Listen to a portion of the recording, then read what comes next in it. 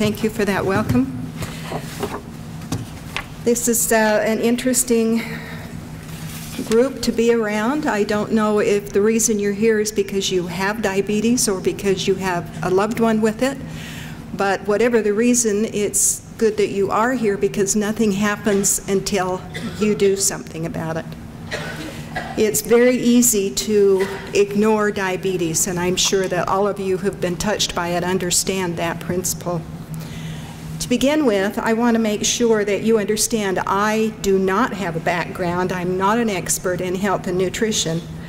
I do speak from my own personal experiences and the experiences I've had in dealing with others in my life who've had poor health, namely my husband who suffered from diabetes type 2. I've also taken to heart advice that I've been given and lessons I've learned over the years. My personal health has been very good. I've been blessed with good health. I have good genes, but that does not mean that I don't have challenges. The hardest thing that I've had to deal with is my weight. I've had 5 children, and for every one of them, they blessed me with an extra 10 pounds after they were born, which I carried around for a very long time. In trying to control my weight, I tried almost every diet out there. In fact, I would dare say every diet except the Atkins diet. That one kind of scared me. And they all work. All diets work, as long as you work. I think I've lost a total of over 300 pounds in my life, but fortunately I keep finding them. And that can be very discouraging, but I don't give up. I keep working. Ultimately, each one of us has to find the way to good health for ourselves. If we don't make the change for better, nothing good happens. Our bodies are amazing machines, but they have to be cared for and not ignored. It's very easy to ignore a silent illness. There are a lot of things that our bodies will do for us without us even having to think about it. But there are others that we have to be very conscious about. Let's talk first about some of the systems that our body takes care of without us even giving them a thought. Think about your eyes. Now, I'm talking about from the day you're born. If you're born in good health, your eyes are an amazing part of your body. They're like little cameras, like very expensive cameras. They have self-focusing lenses, and they send the images they see to our brains without any effort on our part. We don't even have to think about it. Think about your ears. Our ears are like stereophonic equipment. They work without any external wires or speakers. Everything needed for hearing is found in a little mechanism inside our ear about the size of a marble. Think about your heart. Your heart performs amazing feats, like pumping enough fluid or blood through our body every day to fill a 2,000-gallon tank. And it also performs the work equivalent to lifting a 150-pound man to the top of the Empire State Building while only using the energy of a small light bulb. That's an amazing machine. Think about your brain. The capacity of your brain it's seemingly infinite. The more it's exercised, the more intellectual capacity it has. It's responsible for all the activity that takes place in our body. You might call it the command central. The other organs of our body, the liver, the kidneys, the endocrine systems, never have to be reminded to work. The skin of the body is a system of self-defense, and it works automatically to protect us. We don't have to do anything about it.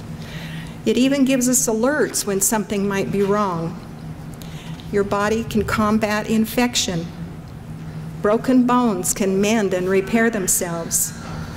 Lacerations of your skin heal themselves automatically. The circulation system works without our noticing or even promptings from us. The body's self-renewal is absolutely remarkable. Your body is a remarkable system called, in your body is a remarkable system called autoregulation. It adapts to temperature fluctuations, and it monitors levels of oxygen, sodium, potassium, water, glucose, protein, and nitrogen. Those are all words you know about if you know about diabetes. However, with all these miraculous gifts, our bodies can develop troubles that don't repair themselves. When that happens, the responsibility for our health and the well-being of our bodies lies squarely on our own shoulders. It's nice to have all those things done for us, but there are things that we have to do to ensure that our systems work correctly. We can choose to take care of our bodies, or we can ignore the warning signals and suffer the consequences.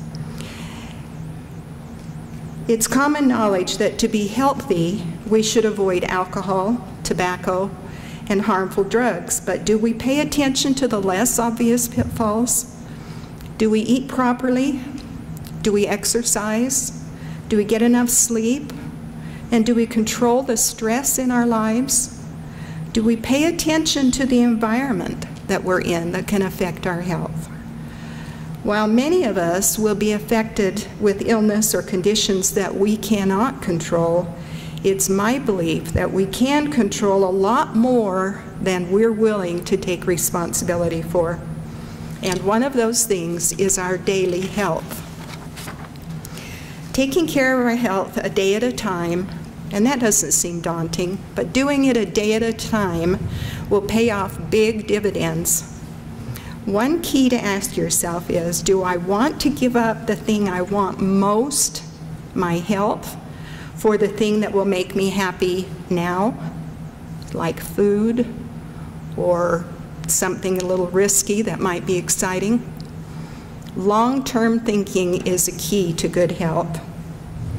I really want to encourage you to take a hard look at where you are health-wise. Your health is your most important asset. If you eat properly, eat healthy. If you eat improperly, eat healthy.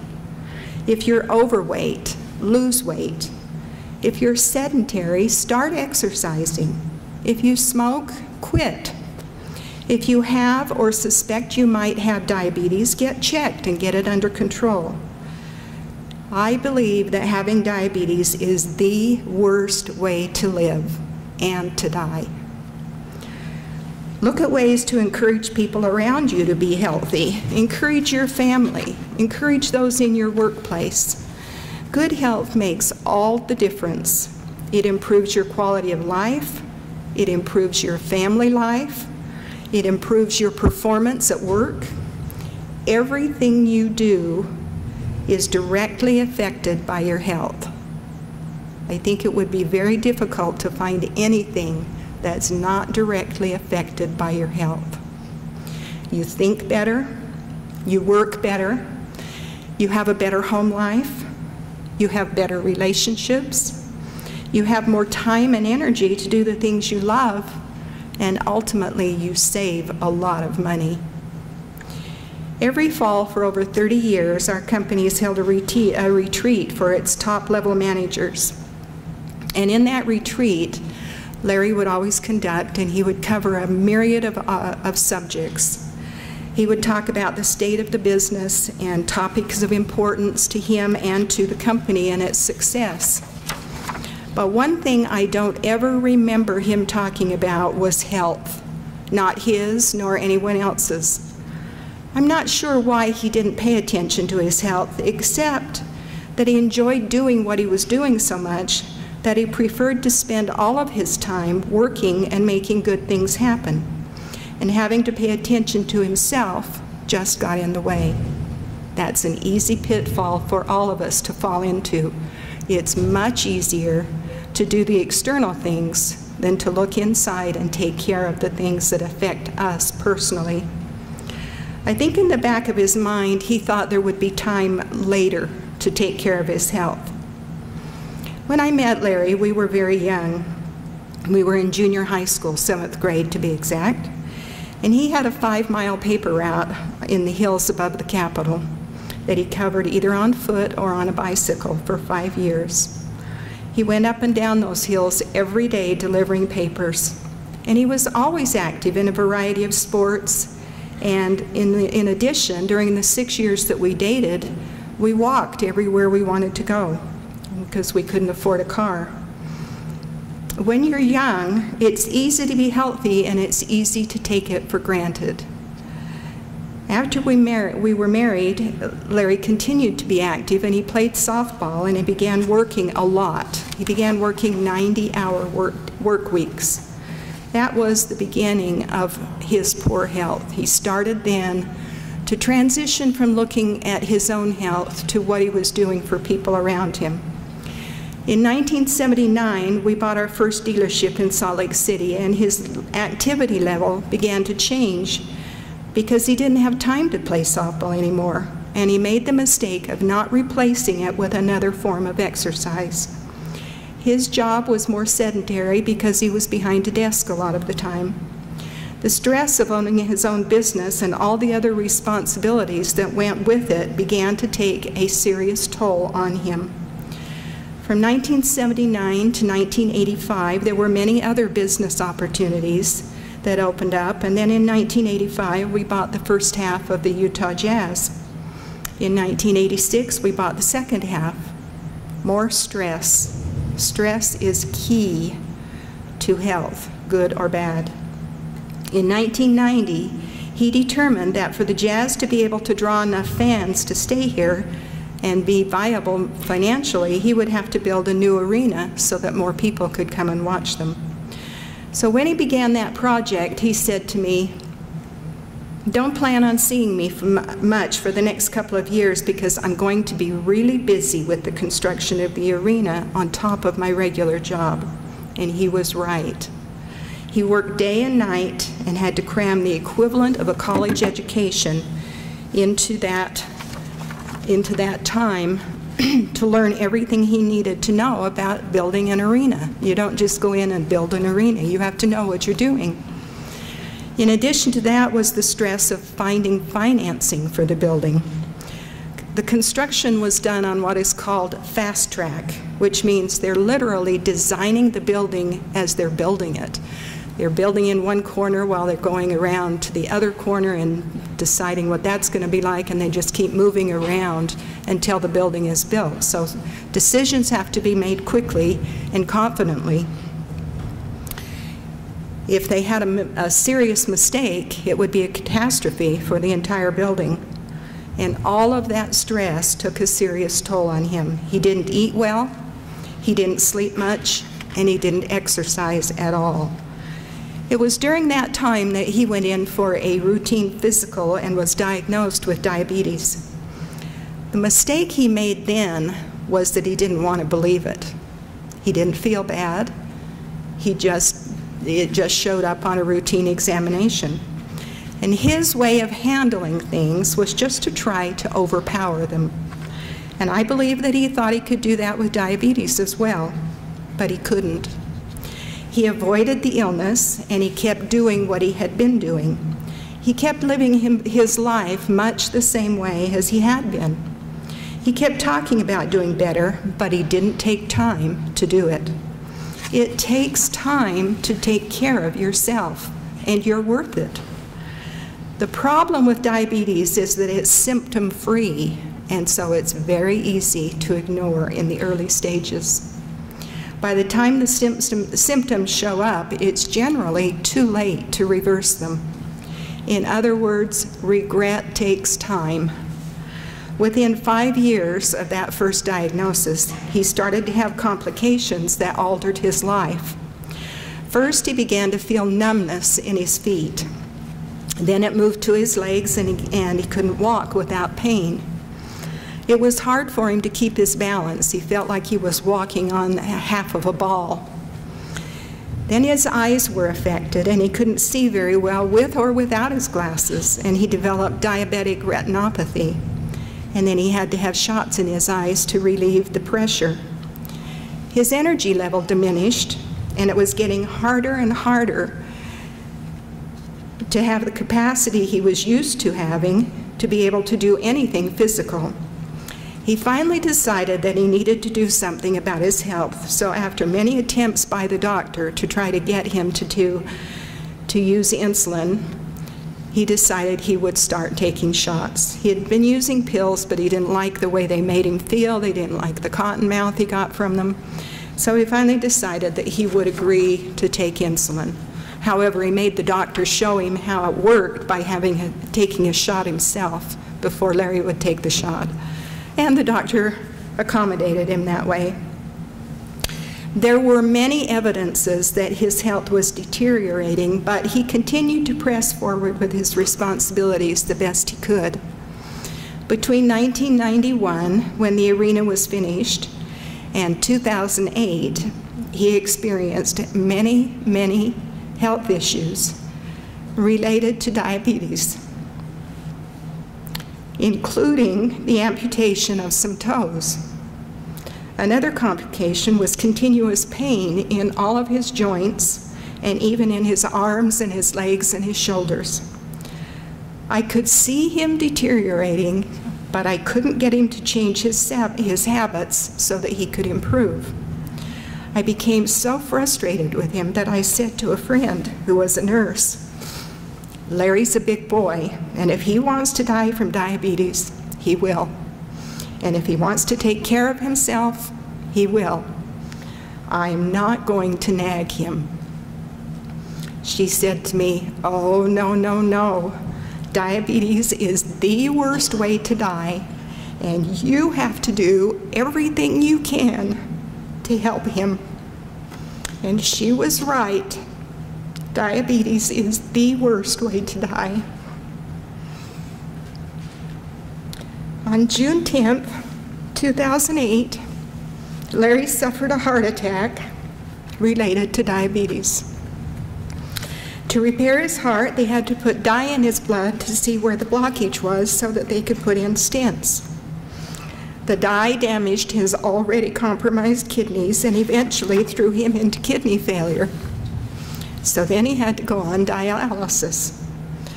During his 59-day stay in the hospital, he had an ulcer in his large intestine that bled out, and he lost 8 pints of blood in one night. To stabilize him, while they were waiting for the blood to get to the hospital, they infused him with 10 liters of saline solution, which caused his feet and legs to swell and blister during the next few days. He had surgery to repair the ulcer, but because of the neuropathy in his feet and the poor circulation to the blisters, they never healed, and he had to have more toes amputated. He went through several months of hyperbaric treatment to try to heal the damage to his feet and legs, and the surgical incision from the amputation, but it wasn't totally successful. In the meantime, they had to put a fistula in his arm so he could have dialysis 3 times a week, 4 hours at a time, without having to use an external port, which was high risk for infection because it was directly linked to his bloodstream. While he was recovering from surgery, it was determined that his feet were not going to heal, and the decision to amputate both legs below the knee was made. While he was recovering from that and trying to learn how to function without the use of his feet and legs, his fingers started to turn black. A specialist was called in, and it was determined after a biopsy that he had what's called calciphylaxis. This is a disease of the blood vessels and arteries where they have so much calcium in them that the oxygen cannot transfer from the bloodstream to the tissue, and the tissue starts to die. It was very painful, and there is no cure. It affects about 4% of people who are on dialysis. After a lot of discussion and soul searching, Larry decided to discontinue dialysis. Do you have a Kleenex? I don't. I'm sorry. He came home from the hospital, and in 5 days, he was dead. All in all, he cheated death at least 5 times during the previous 8 months. His life got so hard that he was actually relieved to know that he didn't have to go on that way any longer. Thank you. But I want you to know he fought a good and valiant fight. Now that's a lot of personal information. And some of you may think, why would she share all of that? That's gory. But I tell you that story because I want you to take your health seriously. Being healthy makes life a whole lot more pleasant. It makes working a whole lot easier. It makes relationships a whole lot better. The effort that being ill requires is infinitely greater than the effort it takes to be healthy. Now tattoo that on your brain. Being healthy is a whole lot easier than being unhealthy. And the results of being healthy are much more rewarding. If you think you're the only one affected by what you do with your body and your health, think again. How you live your life affects everyone around you, especially your family. You can avoid a lot of heartache if you take care of your health. It's the most important tool you have.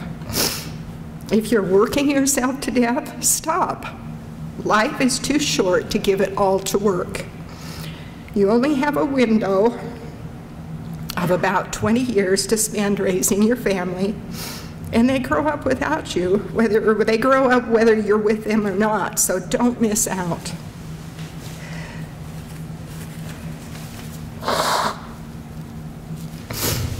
I'd like to read a small excerpt from a journal entry that Larry wrote on an airplane flight home from Japan one year. He'd been gone for about 10 days. He said, "Being away from home this long has been good for me in certain ways. It has given me a new or renewed perspective on some important things.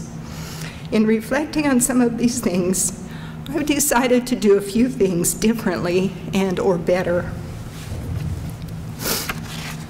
I'm going to spend more time with Gail, listening more to her, hoping to have her share her thoughts and hopes and dreams with me, as well as her concerns. I don't take time to listen as well as I should and show her in enough ways that I want to share these things with her. I'm going to go back to doing the fun little things that I used to do with her to show her how much I love her. I want to go for walks with her, hold her hand, dance with her, and just generally put more romance back into our relationship. I need to find ways to let each child know how much I care about them as an individual, to be an uplifting, positive influence on each one. I need to quit coming home from work and crashing so that I can spend more time with my family. I need to be a better father in creating a stronger sense of family in all my children, one of pride, family tradition, and love of and for family. I need to lose weight and be in much better physical condition.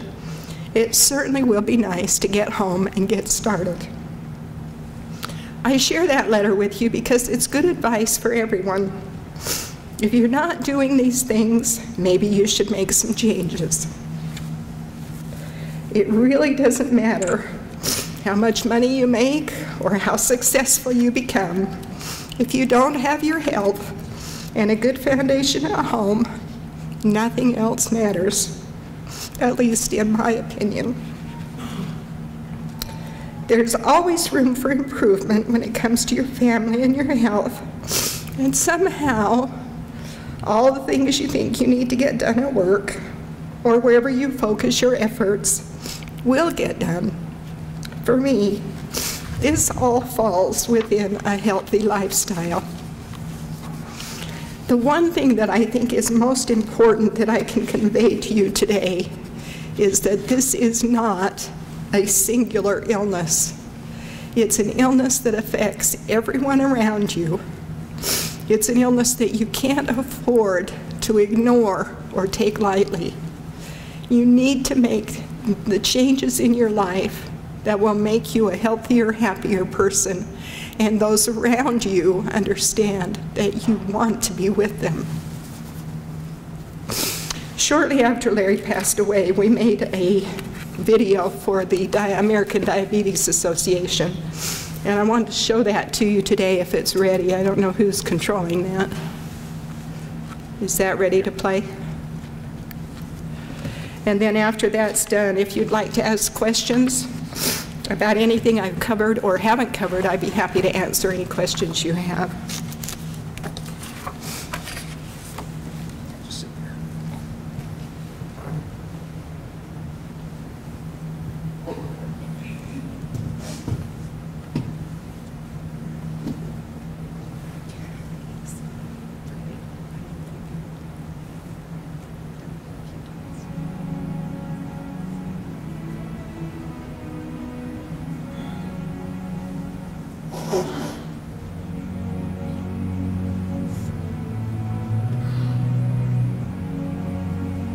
Having known somebody for 50 years, it's hard to tell in small synopsis. But if I had to define Larry, I would say he was an intense, driven, tender-hearted, consistent, dedicated person. I think him as a doer. If there was a need that needed to be met, he didn't let much stand in his way. He just got a way to get it done. My dad used to talk about the need for balance, and I think that that's a lesson that he learned later in life.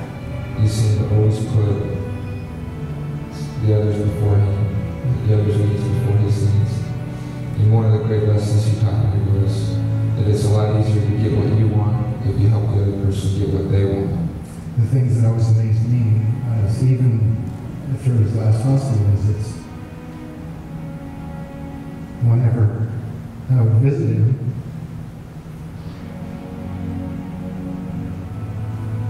first thing he said was, "Now, what can we do for you?" He was such a successful businessman, community leader, philanthropist, and all the incredible things that Larry did are almost beyond belief. He was a people person, he was a contributor, he was an extender of well-being to the community, to his family, to the Jazz, to myself, and to those people who came in contact. A great man. One thing's for sure, he did everything he had, everything he did.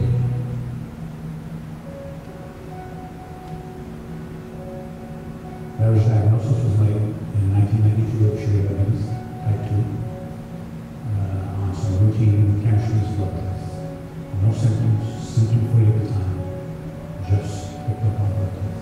The majority of type 2 diabetes are symptom-free. And that's the difficulty, because it doesn't demand the patient's attention.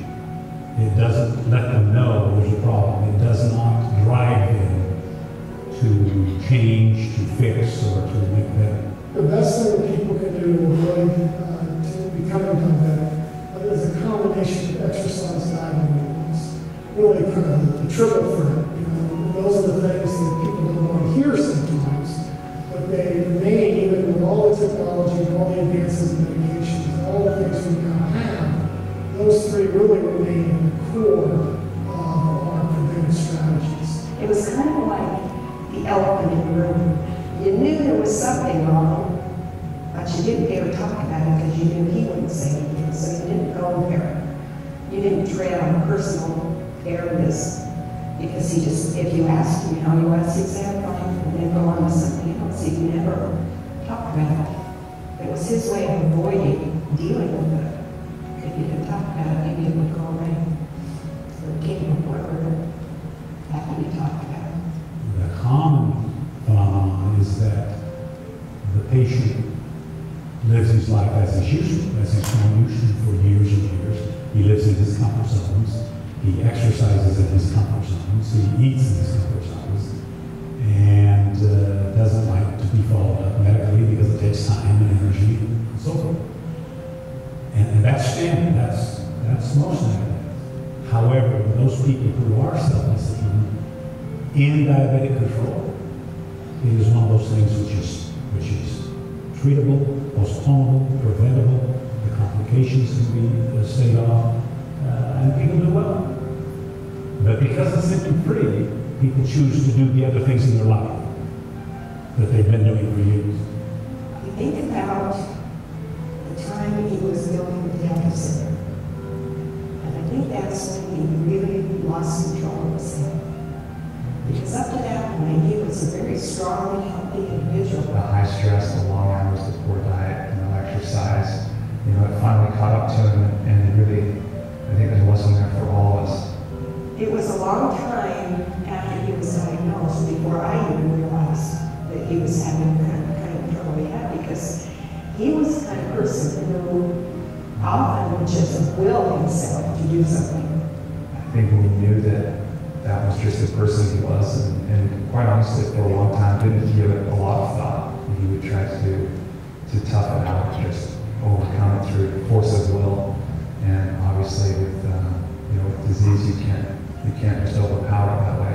There were many times when he'd be prescribed a pill, and he'd say, well, I don't think that's doing anything. I'm just going to quit taking everything and see if it doesn't make me feel better. Sometimes it did, and so then he would be non-compliant with what the doctor wanted him to do, which wasn't good, because diabetes is a very silent illness. By the time you have severe symptoms, it's too late to do anything about it. So to take care of yourself from the very, very beginning is extremely important. And in most cases, if you do that, you don't have bad results. You can control, which is, if there was any regret, I would think that would be it on his part. And he didn't face it sooner. Larry, over a lot of years leading up to this last summer, knew he had diabetes, but it didn't really register to the point where he took it seriously and he took care of himself. He knows that in retrospect. In fact, we've subsequently had multiple conversations about the damage that was done over the years to his diabetes. He had a lot of regrets in that regards, and probably more than anyone else was the champion of preaching the word that everybody needs to take their diabetes as well as other chronic health problems seriously and get on top of them and not ignore them. If you get serious at the end, that's good, but you'll never make up for all of that lost ground that you initially should have taken care of. Regret takes time to find. So during those early years, when everything's going well and you're still running your businesses and you're still doing your hobbies and you're still living your life as you've lived it for years, you don't have regrets. But then as the complications start coming up, when the illnesses start getting more difficult, when they start impairing your normal lifestyle, then the average person says, oh, I'm going to fix these and work hard on this. Larry was a very bright guy. He knew all along that he was postponing what he should be doing. I actually wasn't really aware that he had diabetes until well into the disease. The way I first found out about it was when I heard the news and told him. The thing that was the hardest for me to learn about and to witness was the number of complications diabetes has. It attacks all the important organs in the body, and heart problems, and kidney problems, and eye problems, and I didn't realize that all of those things happened because of diabetes. Larry went through some eye procedures where he had to have shots in his eyes because he